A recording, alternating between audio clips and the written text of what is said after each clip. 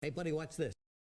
Hello, Regis Gilbin is the name and Hearthstone is the game, and these are the 10 worst Knights of the Frozen Throne cards in the Hearthstone arena. Now you might be asking why it matters what the worst cards are. Well, first off, I think it's just fun to identify some of the cards that have failed in arena, but it's also helpful for other players who aren't as familiar with tier lists and those sorts of things to identify some of the cards they should really be avoiding. You should almost never draft these cards unless there just happen to be other absolutely horrendous choices available, but more often than not, these cards are going to decrease the overall quality of your arena draft and be dead plays when you actually try to play them.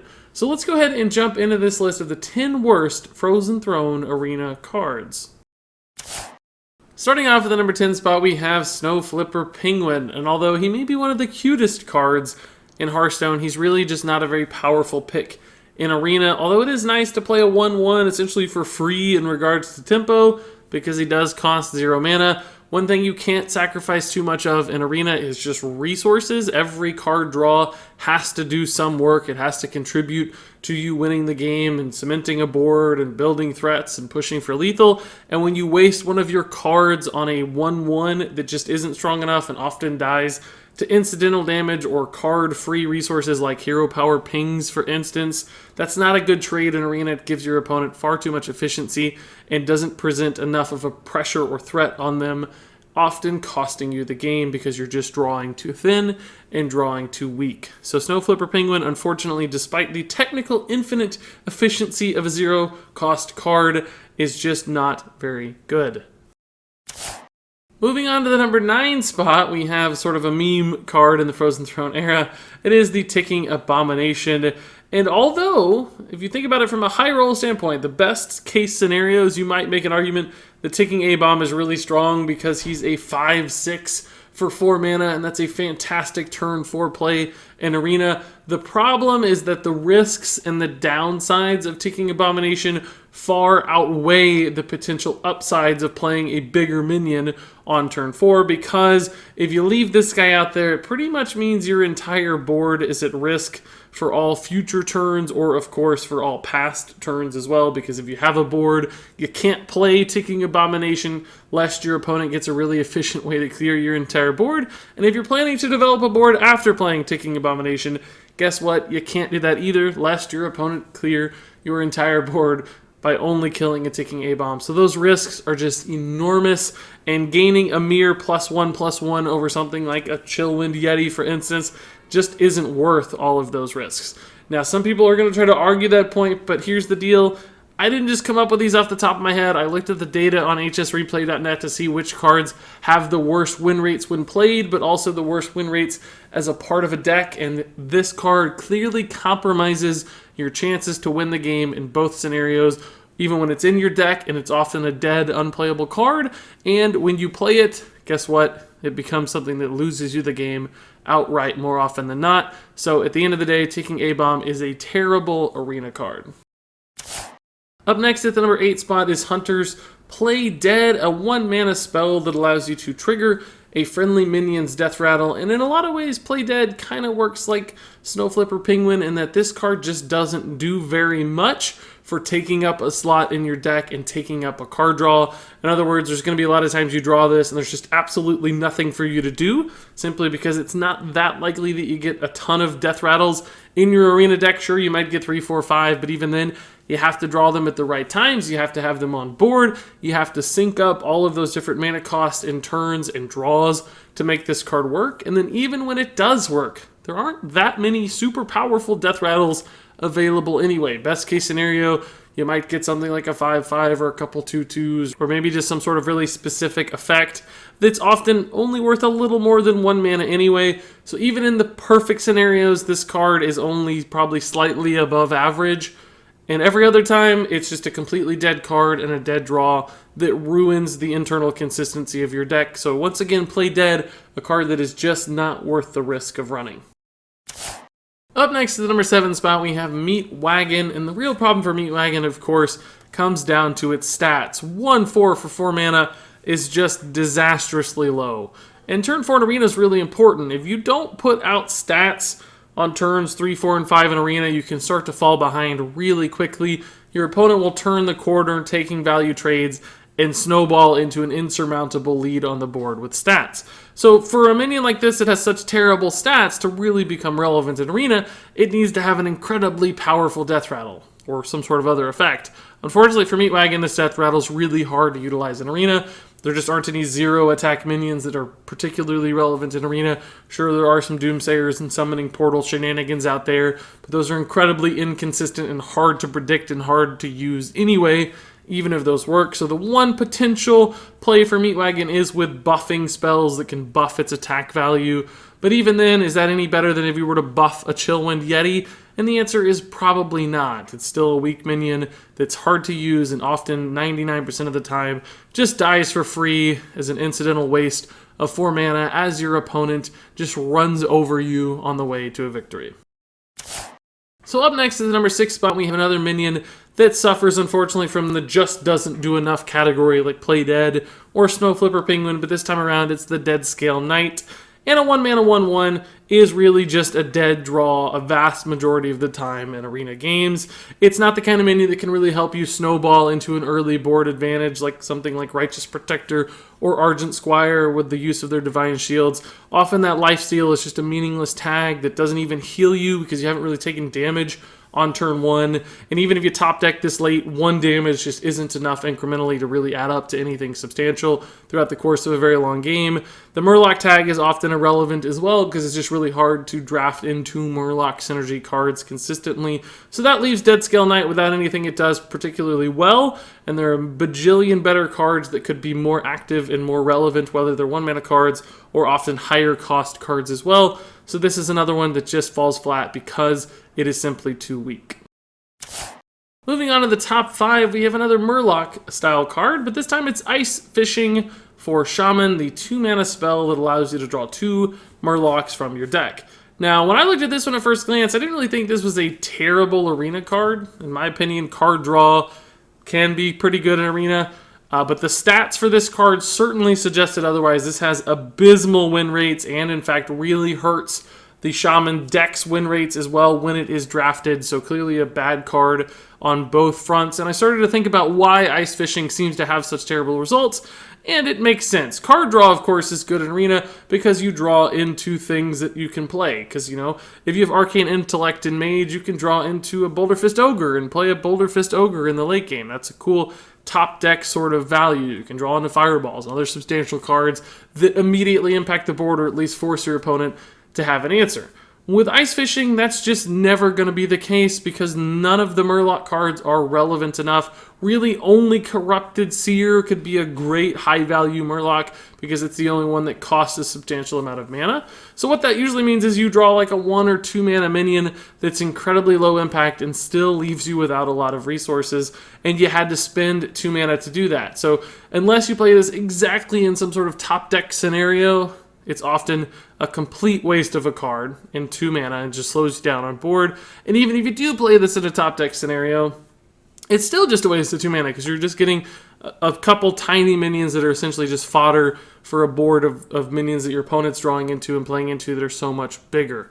So in both cases, Ice Fishing just falls flat. Not to mention, of course, that it forces you to draft Murlocs to work at all. So sometimes this could be the first card in your draft, and sure, maybe you can pick up a couple Murlocs on the way. Other times, you may never actually find the Murlocs you need. And if you do want to pick those Murlocs, you might be compromising the integrity of your draft anyway because there were better options. So a synergy card that doesn't have that much upside and still costs mana, at the end of the day, fails on multiple fronts and just isn't very good. So let's move on to the number 4 spot with Hunter's Exploding Bloatbat. And first things first, I didn't ever really get a good look at the artwork for this card until I put together this video. And the artwork, as you'll see behind me, is incredible. I feel like the card itself doesn't convey nearly enough detail as this artwork does because it's fantastic. But as far as Exploding Bloatbat's presence in Arena, I think this card has a few fundamental problems. First off, as a 4-mana minion that's only a 2/1, that is just a miserably terrible, unacceptable stat line.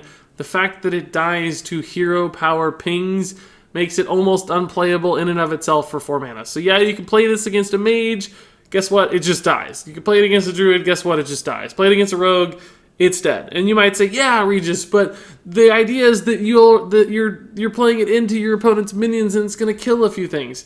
In the perfect scenario, I think you're right. Occasionally, this might actually work where it's hard for your opponent to remove it, and it does create some sort of friction. But even in those scenarios, often they can just trade a small minion or a couple small minions into your exploding bloat bat, and you still had a pretty equal mana trade, right? Often you'd just be better off playing that Chillwind Yeti and forcing them to trade a couple minions in, because every other time, when the board's not exactly perfect, when it doesn't create the exact right amount of friction, it's just a 2-1 that dies to a ping. If you top deck this in the late game, you spend 4 mana and your opponent kills it absolutely for free. And the other side of Exploding Bloat Bat that's the problem, is that as you get into the 4 or 5 mana range, 6 mana range, moving it throughout the course of the game, stuff doesn't die to a 2 damage AoE. Your opponent's minions continue to get bigger and bigger and bigger. So unless you play this exactly on curve, coining it out on 3 or playing it on 4, it just isn't going to make enough impact on the board. It's an AoE effect that's not controlled, that's not predictable, and that has a lot of risks and downsides and gives your opponent the opportunity to play around it. So that just makes it incredibly worse than something like Volcanic Potion, which would be an incredible AoE style card. So Exploding Bloat Bat's one of those cards that, yes, it has some high roll crazy potential that could be very, very powerful, but every other time it's just going to fall flat. It's not going to do what you want it to do, and most of the time it's just hurting your deck by being a card that's hard to play and hard to find a spot for. So now let's move into the top 3, starting off with Wicked Skeleton. This is another minion that just falls into that category where, yes, sometimes it has some high roll potential that allows it to do something decent, but that is so unlikely and so uncommon that every other time, which is 99.9% of the time, the card just fails you and underwhelms and performs incredibly below average. And with Wicked Skeleton, that's really, really easy to see. This is a 4 mana 1/1 minion. We talked about a 1/4 being bad for 4 mana. Well, a 1/1 is particularly bad for 4 mana. So yes, there are turns in Arena where 3 or 4 minions can die, and this can become a 4/4 or a 5/5 minion, and then it's a Chillwind Yeti, which again is a very vanilla average minion. It's not good. You're looking for minions that are better than Chillwind Yeti. So even in the best of turns, Wicked Skeleton can be a 5/5. And yes, somebody out there is going to say, what about Unleash the Hounds and Stand Against Darkness? You could have a 10/10 Wicked Skeleton. Yes, you could, if your deck is built extremely specifically to accomplish that. But unfortunately, the data suggests that is so rare to ever happen, because when you play Wicked Skeleton, your win rate is abysmal. It's just awful. You never win games playing this card because, again, 99.9% of the time, it's a 1/1, it's a 2/2, it's a 3/3. It's just a minion you can't play. It sits in your hand forever waiting for that opportunity to arrive, and it just never shows up, which means you're otherwise hurting your curve. You're removing a card from your deck, essentially, because you're drawing one less card because this one never actually becomes viable or playable. So yet another instance where the risk far outweighs the reward, and the downside is much larger than the upside, leaving Wicked Skeleton as an incredibly disappointing choice in the arena.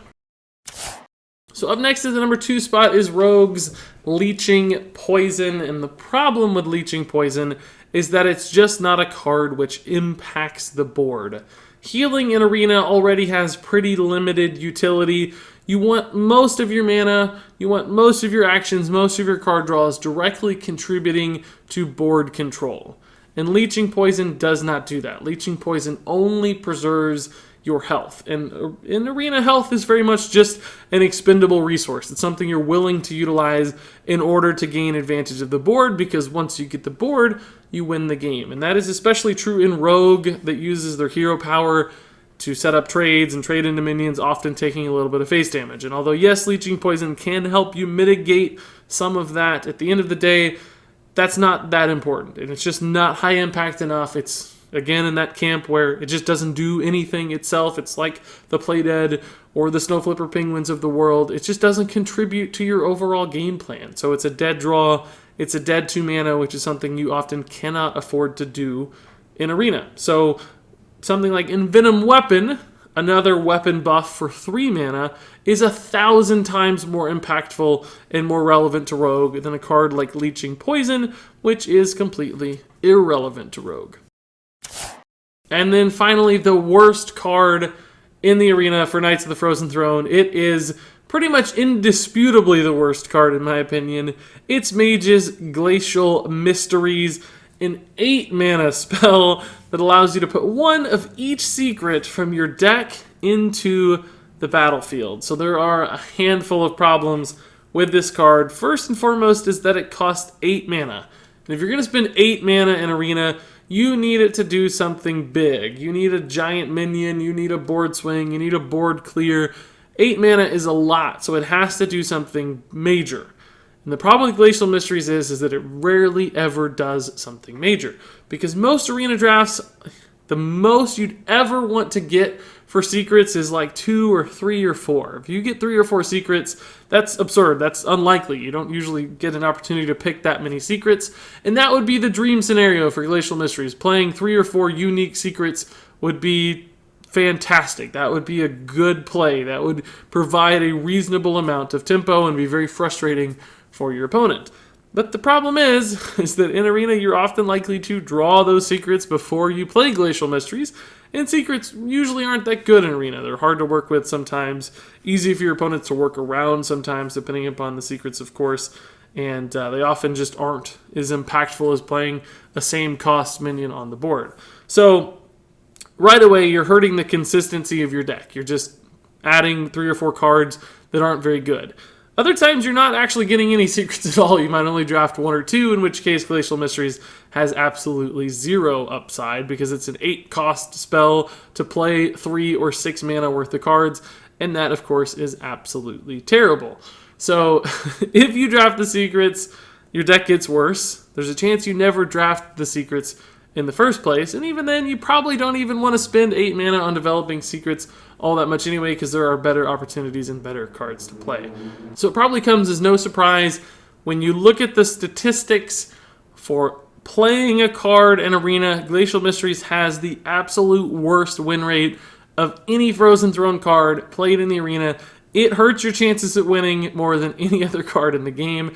And despite the fact that Mage is a fantastic class in the Arena, anyone who drafts Glacial Mysteries is also severely compromising the quality of their deck, because decks that run Glacial Mysteries also have abysmal win rates. Now, I do realize that people who draft Glacial Mysteries are probably lower quality players on average than those who don't, because they may not recognize just how bad this card is. So that does contribute to that data a little bit. It essentially confirms that bad players draft Glacial Mysteries because they don't know it's a bad card, and good players avoid Glacial Mysteries because they realize just how terrible this card is. It is, in fact, the very worst Knights of the Frozen Throne card in the Arena. And there you have it. Those 10 are the worst of the worst. They're all terrible picks. Only once in a blue moon would any of these cards actually make a positive impact on your Arena draft. Now, it's true that not every card has to be perfect in Arena. That's fine. Some of these cards might occasionally have situational uses and constructed from time to time, although even that might be a challenge, finding those in this particular list. But all that said, I'm curious, have you guys ever had any fantastic results with one of the cards on these lists because you were forced to take it? Do you have a counter argument to tell me why one of these cards is better than I actually think it might be? If so, I'd love to hear all those thoughts, of course, in the comments below. But until then, thank you so much for watching, and until next time, game on.